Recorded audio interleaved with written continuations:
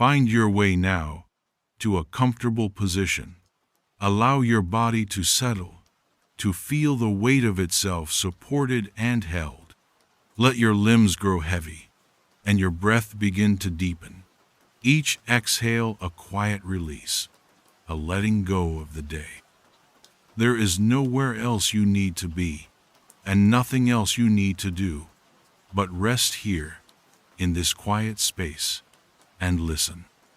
We are going somewhere very still, a place hidden from the noise and hurry of the world. Imagine, if you will, that you can drift your awareness, a soft and gentle wisp, floating on a cool, slow current of air. Down you go, deeper and deeper, not into darkness, but into a profound and ancient quiet. You are descending into the heart of a mountain, a dormant volcano that has slept for millennia, its fiery heart now cool and silent. The air around you changes. It is no longer the air of the outside world, but something more elemental, more pure. It carries the scent of petrichor, that lovely, clean smell of rain on dry earth, as if a gentle shower fell here 1,000 years ago, and the fragrance has been perfectly preserved ever since. Beneath that is the scent of damp, rich soil, of moss clinging to stone in the absence of sunlight. And threaded through it all is a faint, sweet, and almost electric tang, like the air after a meteor has streaked across the sky, a trace of ozone and distant cosmic dust. The space you are entering is not a cave, not a cavern, but a workshop. It is perfectly circular, the walls curving around you in a smooth, unbroken embrace. The walls, the floor, the low domed ceiling all are carved from the same dark volcanic rock, polished by time and purpose into a soft, matte finish that seems to drink in the silence. There are no windows here, no doors that you can see. There are no torches, no lamps, no source of fire. And yet, the room is not dark. It is filled with a gentle, living twilight. The light comes from the walls themselves. All along the curved perimeter, set into countless hand-carved niches and shelves, are spheres of all sizes. They are the finished work of this place. They are the geodes. From within their glassy, transparent depths, a soft internal glow emanates, bathing the circular chamber in a constantly shifting, ever-dreaming light. Some pulse with the deep, velvet purple of a twilight sky just after the sun has vanished. Others shimmer with the soft, hazy blue of a distant nebula seen through a powerful telescope. Still more give off a warm, hazy, golden light, the color of ancient sleeping stars. The light from each sphere mingles and blends, painting the stone walls in slow-moving watercolors of cosmic color. It is a light that does not cast sharp shadows, a light that seems to hum with a deep and reverent stillness. This is the Somnus Library, and its only volumes are these sleeping worlds. In the very center of this tranquil space, a figure sits on a low stone stool. This is the keeper. He is ancient, though his age is impossible to guess. He is not bent or frail, but settled, like a great old tree that has grown into its form over centuries. He is utterly still, a silhouette against the soft, glowing backdrop of the star spheres. He is the solitary artisan of this place, the patient polisher of celestial geodes. He does not look up. He does not speak. His presence is a part of the quiet, as essential to it as the stone and the starlight. As your awareness drifts closer, you begin to notice the details. His robes are simple, the color of undyed wool, falling in soft folds around him. But it is his hands that draw your focus. They rest for a moment on his knees, and you can see that they are weathered, mapped with the fine lines of long and patient work. Yet they do not look rough. They seem to possess a unique texture, a practiced, gentle grace, and they shimmer. His skin, his knuckles, the lines of his palms, are dusted with a fine, iridescent powder, the accumulated dust of countless polished nebulas. As he shifts slightly, the faint light from the walls catches this dust, and for a fleeting moment, his hands look as though they are woven from starlight itself. From them, you can almost perceive the faintest scent carried on the still air, the clean, cool smell of river stone, and the subtle, resinous fragrance of polishing oils. Before him is a wide, shallow basin of dark stone, filled to the brim with clear, still water. It reflects the glowing spheres on the walls, a perfect, liquid mirror of the miniature firmament surrounding you. And next to the basin, on a thick, soft piece of dark leather, rests a single, unassuming stone. This is his work for tonight. This is the focus of all his quiet intention. Now the keeper begins. His movements are slow, deliberate, a meditation in motion. He reaches out, his shimmering hand hovering over the stone for a moment before he gently picks it up. It is a river stone, mundane in every way you could imagine. It is oblong, a comfortable size for one hand to hold. Its color is a flat, uninteresting gray, mottled with patches of lighter gray and a few dark specks. Its surface is rough, pitted, and uneven from its long journey in the current of a forgotten river. It is cool to the touch, a coolness that speaks of deep water and silent beds of silt. There is nothing about it that would suggest the universe it holds within. It looks like any other stone. The keeper holds it in his left hand, turning it over and over, feeling its weight, its balance, its unique topography of tiny peaks and valleys. His touch is not one of assessment, but of acquaintance. He is not judging it, but simply getting to know it, listening to the story its rough surface has to tell. There is a deep respect in this simple act, a silent acknowledgement of the journey the stone has already taken to arrive here, in this quiet chamber, in his patient hands. After a long, still moment, he sets the stone down and reaches for his tools. They are not hammers or chisels. They are simply cloths. A neat pile of them lies beside him, cloths of varying textures and materials. He selects the first one. It is a coarse, heavy fabric, like tightly woven hemp. It feels sturdy, capable. He folds it carefully into a thick, firm pad. He does not use any oil, not yet. This first stage is a dry one. He picks up the gray stone again, cradling it securely in his left palm, and with his right hand, holding the coarse cloth, he begins to polish. The sound that fills the chamber is the first break in the absolute silence, but it is not a disruption. It is a gentle, rhythmic, and deeply calming sound. It is a soft, dry shushing, a sound like the wind whispering through ancient, dry grasses. Shh, shh, shh.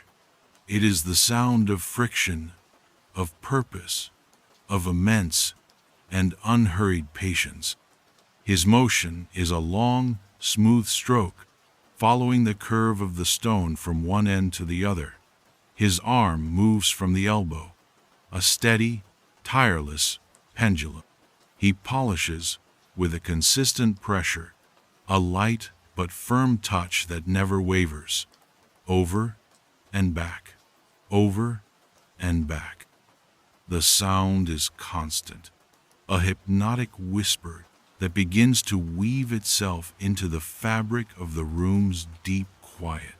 Shh, shh, shh. Feel that sound in your mind. Let it be the only thing you focus on. It is a sound of smoothing, of easing, of slowly, patiently, wearing away the rough edges. With every pass of the cloth, the tiniest, most microscopic imperfections are being gently worn down. The stone remains gray. It remains opaque. From the outside, nothing seems to be changing at all. But the keeper knows. He is not working on the surface you can see, but on the boundary between the mundane and the magnificent.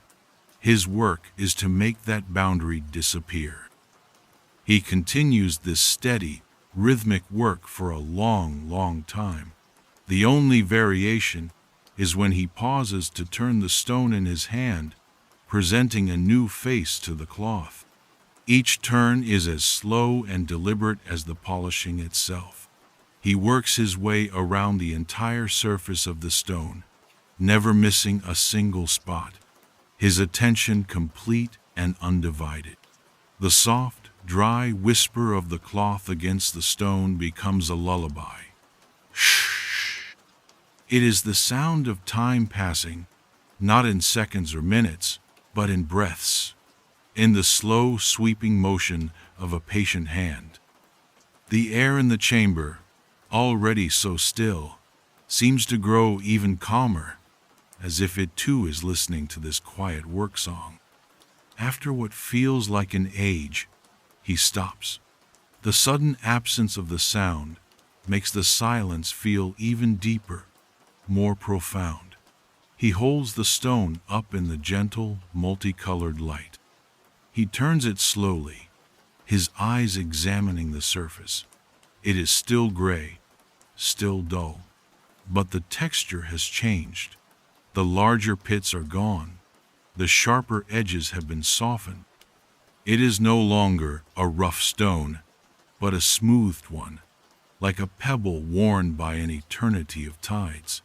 He runs his thumb over the surface, feeling the change. Satisfied, he carefully folds the coarse cloth and sets it aside. He will not use it again for this stone. Now he reaches for the second cloth. This one is different. It is a piece of soft, supple leather, dark with age and use. It gleams faintly in the starlight of the room. Next to him is a small carved stone pot with a lid. He lifts the lid, and the faintest scent of his polishing oil rises into the air clean, slightly resinous, with a hint of something like cedar and cool earth. He dips the corner of the leather cloth into the oil, just a touch. The oil is clear and viscous, clinging to the leather. He applies the oil to the stone, spreading a thin, even film over the entire surface. The gray of the stone darkens to a deep slate color, its surface now gleaming wetly in the shifting light. It looks more alive now, more receptive. He folds the leather into a new pad, and once again, he begins his patient work. The sound is different now. The oil has changed it. It is no longer a dry, sandy whisper. It is a deeper, softer, more fluid sound. A gentle, sighing shush. Shh. A sound like a slow, soft wave receding from a shore of fine, dark sand. The friction is smoother, a fluid glide rather than a dry rub. The motion is the same, the long, steady stroke, the tireless pendulum of his arm, the absolute consistency of his pressure, over and back, over and back. Imagine the feeling of that motion, the feeling of that impossibly smooth, oiled leather gliding over the surface of the stone. Imagine the sensation of the stone itself, cradled in your hand, beginning to grow warm. The coolness of the riverbed is slowly giving way to a new warmth, a gentle heat generated by the patient, loving friction.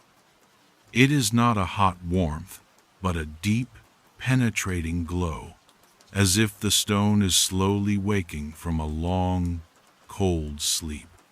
The warmth spreads from the stone into the keeper's hand, and you can almost feel it yourself, a comforting, gentle heat in the palm of your own hand.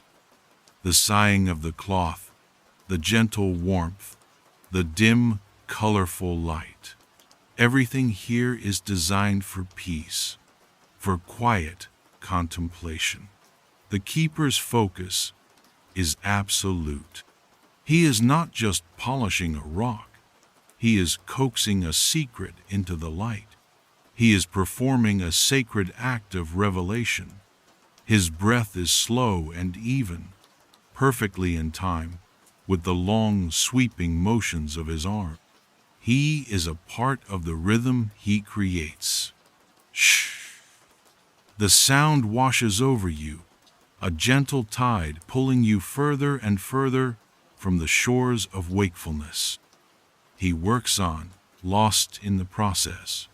The shifting lights from the glowing spheres on the walls paint moving colors across his bent back, his focused face, and the gleaming surface of the stone in his hand. A deep, nebular purple washes over it, followed by a soft, ethereal blue, then a warm and distant gold. The stone seems to drink in these colors, though its own slate-gray nature remains unchanged. It is a long and meditative process. The only other sounds are impossibly sparse, separated by vast gulfs of quiet. Once, a single drop of water, having gathered on the high domed ceiling, lets go and falls into the center of the basin with a soft, clear plink that echoes for a moment before the silence swallows it again. The sound is beautiful, a tiny, perfect bell in the great, still cathedral of the workshop. With each pass of the oiled leather, the stone becomes smoother. The change is imperceptible from one stroke to the next, but over time, the cumulative effect is profound. The surface is losing its texture entirely, becoming more and more like polished glass. The keeper can feel the change through the cloth, the subtle decrease in drag, the way the leather seems to float more and more freely across the stone surface. He continues his work, patient and unflagging, his movements a perfect picture of serene concentration. The warm stone, the soft sighing sound, the gentle, rhythmic motion, they all conspire to create a powerful sense of peace, a feeling of being in a place out of time, a sanctuary of deep and abiding calm. Minutes, or perhaps hours, drift by. Time has no meaning here. There is only the process, the slow, patient transformation. Finally, the keeper slows his rhythm, his strokes becoming even longer, lighter, and then he stops again. The sighing sound fades, and the deep, humming silence of the chamber returns. He places the oiled leather cloth beside the first one. He does not wipe the oil from the stone. Instead, he holds it, cradled in both hands now, and simply watches it.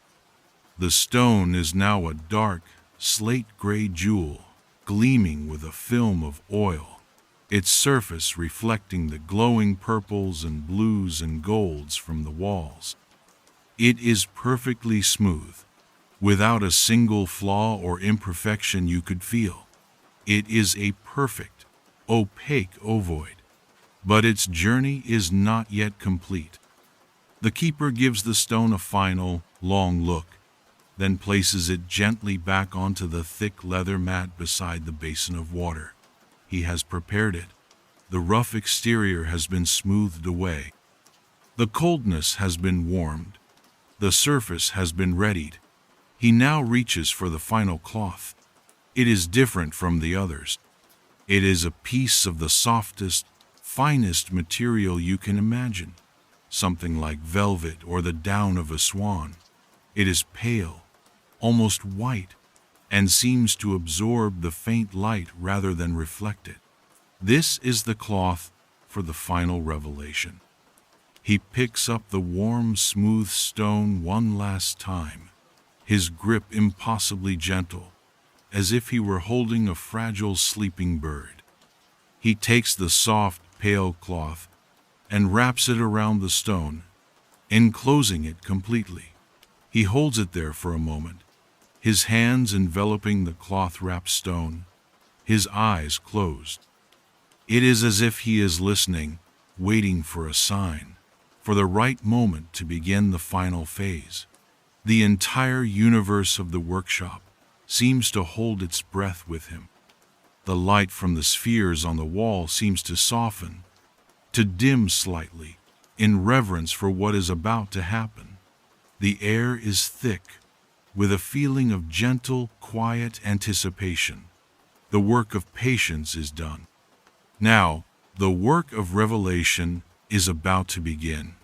He holds the stone, a smooth, warm weight in his hands, still opaque, still hiding the cosmos sleeping in its heart, waiting for the final, gentle touch that will wipe away the veil of stone and show the stars within. The keeper's hands are perfectly still, his entire being focused on the warm, cloth-wrapped stone he holds. The moment stretches, suspended in the deep quiet of the workshop. It is a pause filled not with tension, but with a profound sense of readiness, a gathering of gentle intention. The air itself seems to be listening, the soft light from the surrounding star spheres holding its breath. And then, with a slowness that is almost imperceptible, he begins the final movement. It is not the long, sweeping stroke from before. It is a small, soft, circular motion, centered on one spot on the stone. His thumb and forefinger guide the gentle pressure, moving the soft, pale cloth in a slow, hypnotic spiral. The sound is almost nothing. If you listen with all your being, you might perceive the faintest whisper, a sound softer than breath, like the brush of velvet against still air. A soft, continuous, velvety sigh that is more a feeling than a sound. A tactile vibration that travels up the keeper's arms and seems to resonate deep within the chamber. He continues this impossibly gentle, circular buffing, his focus absolute. The warmth in the stone seems to deepen, to concentrate under the soft friction of the cloth. It is a living warmth now, a core heat that feels ancient and vital. And as he works, as he continues his slow, patient spiral, something begins to happen. It is not a sudden change, but a transformation so gradual it is like watching a cloud slowly dissolve in a summer sky. The spot beneath the cloth, the point where his gentle, circular motion is focused, begins to lose its solid, slate-gray color. It does not chip or flake away. Instead, the stone itself seems to be thinning, the opaque matter dissolving into something else entirely. The gray becomes fainter, like a watercolor wash that is slowly being diluted. It becomes a soft, smoky haze, a veil of mist, and through that thinning mist, you can perceive a change in the light. A new depth is appearing. Before, the stone's surface simply reflected the light of the room. Now it seems to be absorbing it, drawing it down into a darkness that was not there moments ago. The keeper does not pause. His slow, rhythmic circling continues, steady and serene. The pale cloth continues its silent, velvety work, and the veil of gray continues to recede. The smoky haze becomes a translucent film, like a pane of glass that has been breathed upon. And through that film you can now see it, a single point of light. It is not a reflection. It is deep within the stone, a tiny, solitary spark, floating in an endless, quiet dark. It does not twinkle or flash. It holds a steady, sleeping glow, a pinprick of pure, ancient light. It is the first star. The sight of it does not change the keeper's pace. His movements remain fluid, calm, and consistent. His work is not done. He slowly, carefully, shifts the position of the stone in his hands and begins his gentle, circular polishing on a new area, adjacent to the first. Again the velvety whisper, the slow spiral, the deepening warmth, and again the opaque gray begins to yield. It softens, fades, and thins into a translucent haze. The process repeats itself, a slow, magical dissolving of the mundane. As the second patch of stone becomes clear, the view into the sphere's heart expands. The single star is no longer alone. You can now see that it is part of a cluster, a small, shimmering family of sleeping lights, held together by an invisible, silent gravity. They drift in a darkness so profound it seems to have a texture, a richness like deep velvet. The keeper works on, patient and methodical, moving from one small section to the next, his gentle polishing a slow and sacred unveiling. With each new area that he clears, the window into the stone's core grows wider. The boundary of opaque gray recedes like a shoreline at low tide, revealing more and more of the cosmic sea held within. You begin to see not just stars, but the faint, ghostly shapes that surround them. Wisps of color, so subtle at first they are almost imagined, begin to take form. A trace of deep indigo, a soft wash of violet, a hint of dusty rose. These are the sleeping clouds of the nebula, the cosmic dust that will one day give birth to new suns, now drifting in a state of perfect, silent repose. The keeper turns the stone again and again, his shimmering hands cradling the nascent galaxy. The pale cloth moves over its surface, and with every pass, another patch of the ordinary world is polished away into transparency. The process is a long, slow ballet of revelation. The entire workshop seems to lean in, the gentle light from the finished geodes on the walls seeming to pour itself into the stone in the keeper's hands, eager to illuminate the new universe coming into view. The sweet, metallic scent of ozone in the air seems to intensify slightly, as if the very air of the cosmos is seeping out from the geode's transparent skin. The stone is no longer a stone. It is becoming a window, a lens, a perfect, handheld portal to a silent, sleeping corner of the universe. The work continues, the soft, circling motion a constant, soothing rhythm. The faint, velvety whisper of the cloth is the only sound, a lullaby for the waking stars. The warmth of the sphere is constant now, a comfortable living heat that pulses gently in the keeper's hands, a quiet heartbeat in time with the slow drift of the galaxy within. You watch, mesmerized, as the last remaining patches of opaque gray are addressed. a small crescent near the top, a final sliver along the side. The keeper's touch is at its most delicate now, his movements almost impossibly light.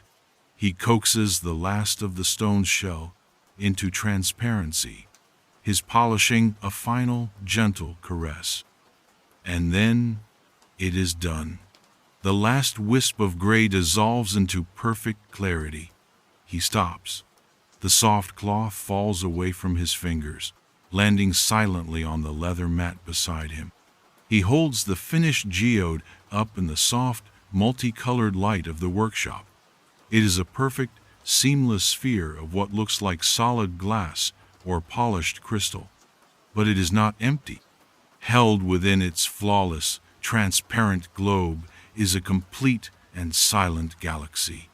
It is a breathtaking sight, a universe in the palm of a hand. Great swirling arms of cosmic dust, painted in hues of deep magenta and ethereal cyan, drift in a slow, majestic, and unending ballet. Nestled within these clouds are clusters of stars, thousands of them, each one a tiny, steady point of light, like diamond dust scattered on dark silk. They do not burn fiercely. Their light is soft, dormant, as if they are all in a state of deep, collective slumber. In the center of the nebula, a dense knot of light glows with a warmer, golden hue, the heart of this miniature cosmos. The entire scene is one of profound and absolute peace. Nothing moves quickly. The cosmic clouds drift at a pace too slow to perceive. The stars hang motionless in the silent void.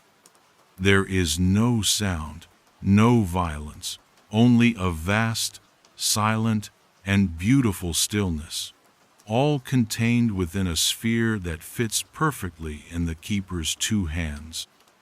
He holds it there for a long time, simply observing. His head is bowed, his expression one of quiet reverence. He turns the sphere slowly, watching the way the light from the workshop walls plays across its surface, and how the internal light of the nebula within seems to respond, shifting its soft colors in a silent, cosmic conversation. He has not created this beauty, he has only revealed it. He has wiped the dust of the mundane from a window that was always there, waiting to be looked through. His work is done. After a long, still moment of contemplation, he moves. He rises from his low stone stool, his movements as fluid and unhurried as his polishing. It is the first time he has stood. He cradles the new star sphere in one hand, and with the other, he picks up the small, empty stone pot that had held his oil. He walks, his soft-soled slippers making no sound on the stone floor, to the wide, shallow basin of water in the center of the room. The surface of the water is a perfect mirror, reflecting the glowing spheres on the walls above. The keeper kneels beside the basin. He dips the empty pot into the water, filling it, then sets it aside. Then, with infinite care, he lowers the new geode into the basin. It enters the water without a splash, only a soft, liquid whisper. For a moment, the water magnifies the galaxy within, the stars seeming to swell in size, the colors of the nebula deepening, becoming richer and more vibrant. He gently swishes the sphere back and forth in the clear, cool water, rinsing away the last traces of polishing oil, the last microscopic particles of stone dust. The water swirls around the geode, and for a fleeting instant, it looks as though the nebula itself is stirring, the water currents mimicking the slow drift of the cosmic clouds. He lifts the sphere from the water. Droplets cling to its perfectly smooth surface, each one a tiny, perfect lens, capturing and refracting the light of 1,000 sleeping stars. The geode emerges impossibly clean, its transparency absolute. It seems to glow even more brightly now, its internal light pure and undimmed. The keeper rises once more, holding the gleaming, wet sphere carefully in both hands. He begins a slow circuit of the room. He walks along the curved wall, his gaze moving over the countless niches, each one holding a finished geode, each one a testament to his timeless work. Each sphere is unique. One holds a spiral galaxy of brilliant silver and blue. Another contains a simple, elegant cluster of golden stars against a backdrop of pure, empty darkness. A third is filled with a diffuse, rose-colored nebula, like a cosmic sunrise forever dawning.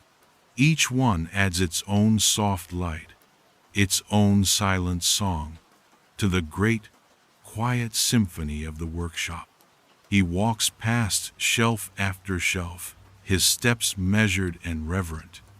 He is looking for a home for his new creation. Near the very back of the chamber, in a spot that was previously in shadow, he finds it. An empty niche, carved into the dark volcanic rock, waiting. It is at the perfect height, level with his heart. He stops before it, and for a final moment, he holds the new geode up, admiring its silent, self-contained beauty one last time. The water droplets have dried from its surface, leaving it flawlessly clear. Then, with a final, gentle movement, he reaches into the niche and places the sphere upon the stone shelf. As the geode settles into its new home, it makes the faintest sound, a single, clear, resonant chime, like a tiny crystal bell struck once. The sound hangs in the still air for a moment, a pure, perfect note that seems to affirm that the work is complete, that the star sphere is finally at rest. And as it settles, its own internal light seems to bloom, to find its voice. A soft, deep crimson glow, the color of ancient embers, emanates from its core, joining the chorus of purples, blues, and golds that already fill the room. This new light paints the stone wall around it, casting a warm, gentle blush onto the dark rock, adding a new color, a new feeling to the ever-shifting twilight of the somnus library. The keeper steps back. His work for this night is finished. He does not look at the geode again. He knows it is where it belongs. He turns and walks with that same slow, silent grace back to the center of the room. He sits down on his low stone stool, his silhouette once again framed by the gentle, cosmic light. He places his hands on his knees, the fine, shimmering stardust on his skin catching the new crimson light. His eyes close. He becomes perfectly still, a part of the deep, ancient quiet of the place. He is at rest. The chamber is filled with a peace so profound it is almost a physical presence. The only movement is the slow, silent waltz of the nebulas within their glassy prisons, and the gentle, ceaseless blending of their soft light upon the walls. There is nothing left to do. The work is done. The revelation is complete. All that remains is the quiet. All that remains is the peace. Let the stillness of this place seep into you now. Let the deep, humming silence of the sleeping stars become your own. There is no effort required. There is nothing to hold on to. Feel your own awareness begin to drift, as slowly and as peacefully as the cosmic dust in the keeper's newest creation. Let the gentle, shifting colors wash over you, the deep, sleepy purples, the calm, tranquil blues, the warm, comforting golds, and now the soft, deep crimson, the color of embers at the very end of a long day, glowing with a soft, steady warmth. Let your breath be as slow and even as the keeper's. Let your body be as still as the stone walls of the workshop. You are safe here, in the heart of the sleeping mountain, surrounded by a library of sleeping worlds. There is nothing but peace here, nothing but quiet, nothing but the gentle invitation to let go, to drift, to fall into a deep and restorative sleep. Sink into the quiet, sink into the soft, colorful darkness. Sink now into your own deep and peaceful rest.